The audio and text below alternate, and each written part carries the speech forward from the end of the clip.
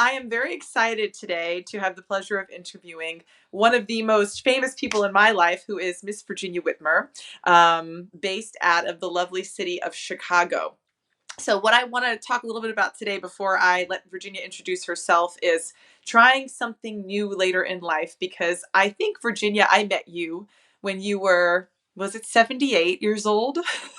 And I remember you coming in. I had a gym in Chicago, and we were talking about movement. But I cut to the chase. I remember thinking, it's not too late to try a trampoline, but we'll get to that story in a second. So, Virginia, give me your brief history, where you live, what you did, and what you're doing now. Just a little intro, because I would love our community to know a little bit about you.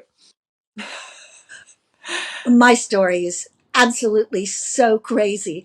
But when I met Fayth and discovered that she was connected to North Carolina, which of course is where I have 3 degrees and love that university, and I continue to watch it through everything. Uh, Gee whiz, whatever. And the dance school, which of course had been put together while I was at university. Yeah. So yeah, that Yes. was Not a school of the was art. one. Yeah. But it was later that I discovered that I had run into a New York trained Pilates teacher, and then she had the studio with bellicon and Pilates and yoga. And at 78, I started doing all three.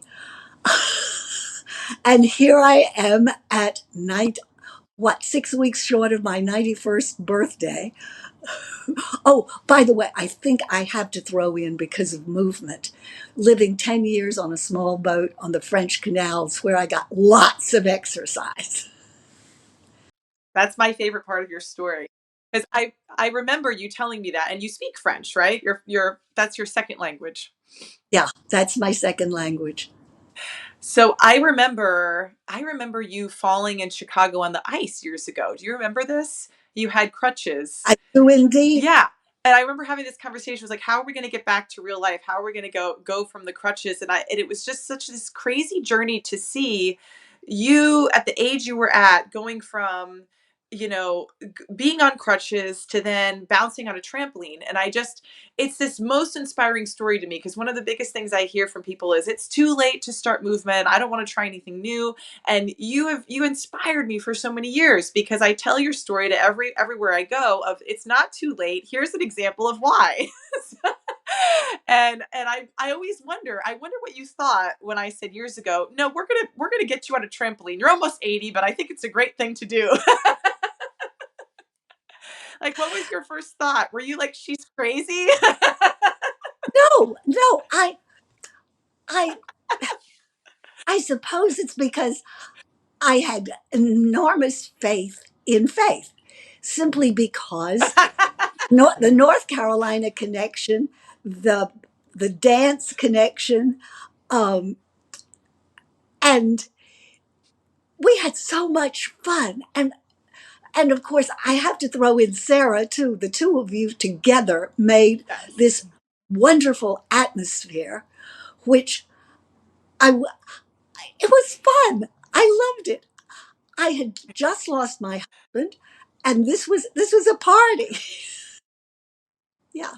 I remember the first day you stepped in, and I want to tell people this, because your other side of your story was going through tremendous loss, and you found it was watching you find yourself again through movement, through this Pilates, through the community, through bouncing on a trampoline, and watching you go through this place of loss to this place of joy and confidence and freedom. And it's just inspired me so much, because you've been moving like this for, over 10 years, and now going into your 91st birthday.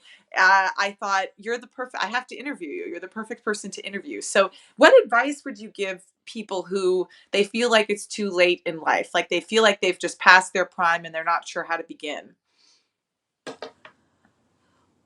It's curiosity with me, for one thing.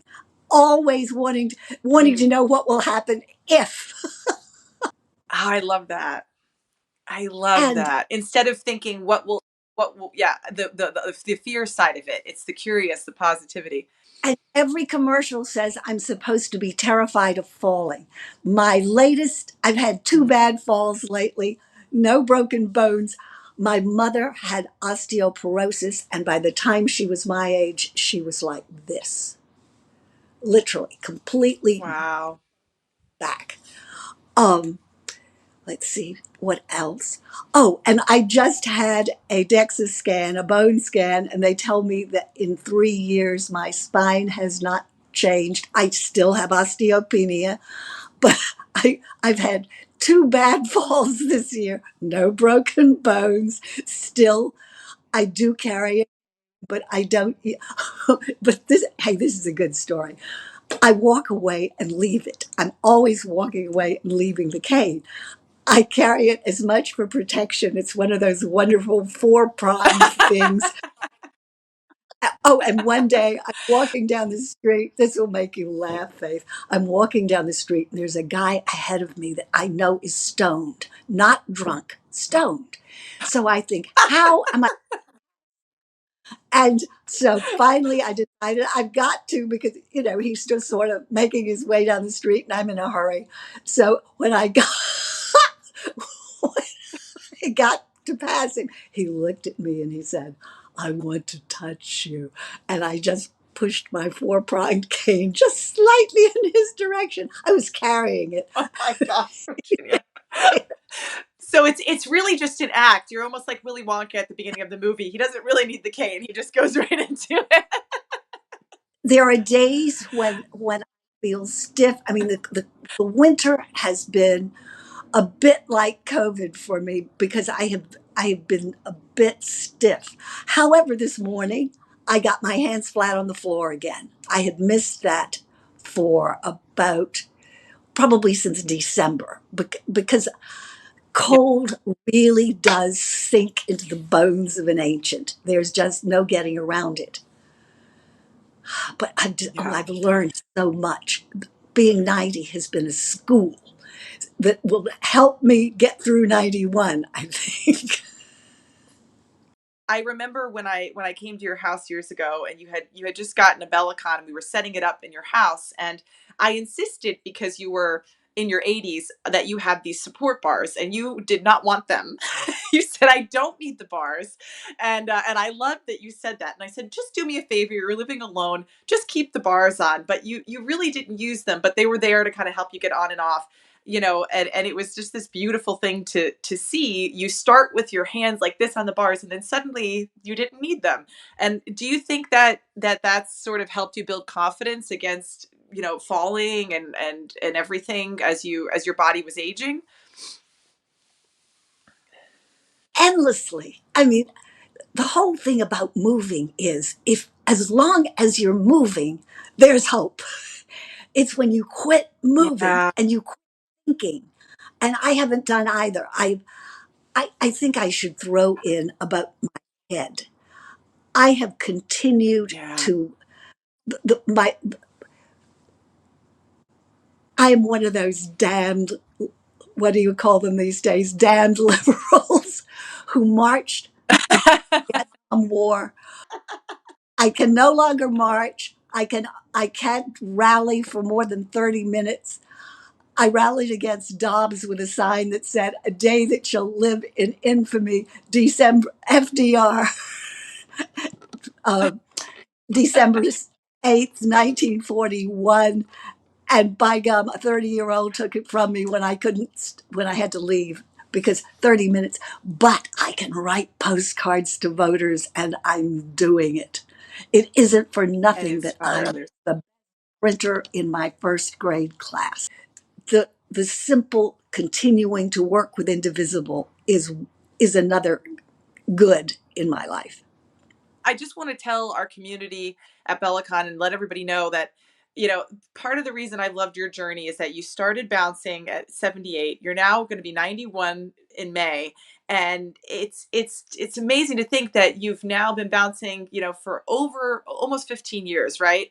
And so it's just never too late to try something new. And it's been amazing to see how I've known you, and you've gotten sharp in your brain. You're strong in your body. Your posture improved. Your mobility. You've come back from falls stronger, and it's just been an inspiration to see what somebody does when they keep that movement in their life, and they stay positive, and they stay curious, and they're just you've inspired me for life. So I want others to know your story too, because it's never too late to start something new and to feel better. So, do you want to have any finishing comments to inspire our community before we log off? Any wisdom? Any closing wisdom? Just don't stop moving. Don't stop reading. Don't stop listening. Don't stop writing. Don't stop talking. Pay attention. Particularly right now, pay attention.